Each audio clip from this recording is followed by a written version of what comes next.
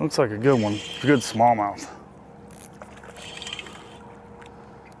Nice smallmouth.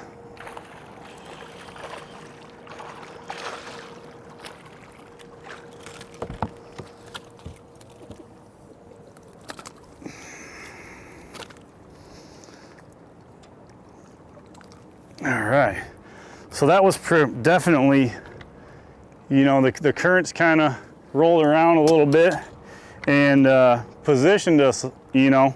That fish came right off the edge of where the current seam is going down this wall. You can see behind me, there's a space kind of in between the rock and the current. You can kind of see that seam moving down through, you know, this riprap, and that smallmouth was just hiding out there, waiting to ambush a bait fish or something that went by.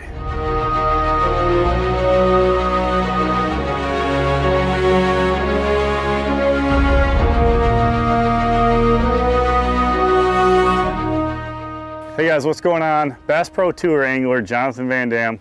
We're here going to talk about today fishing tail races, and that entails a lot of different things. As you can see around us, there's a lot of riprap, man-made structure, and a tremendous amount of current.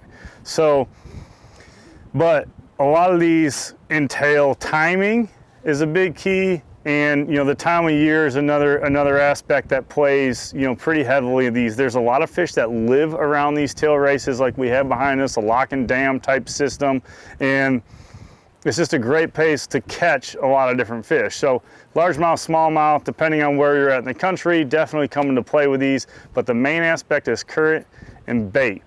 So we got a number of different things and different ways that we can attack this type of situation.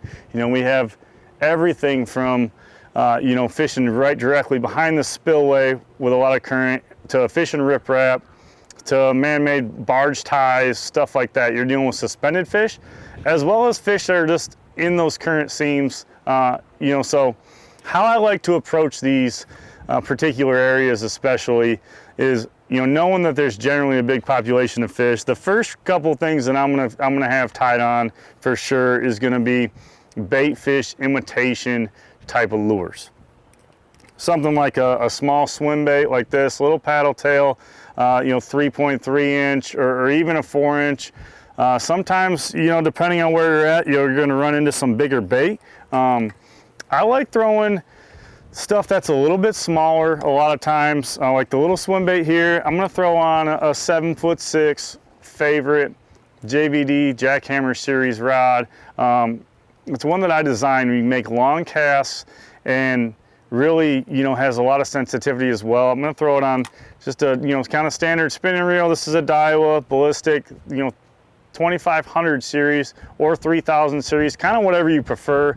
I like the little bit smaller reels. Couple that with a 10-pound braid and a 10-pound fluorocarbon leader. Pretty simple setup.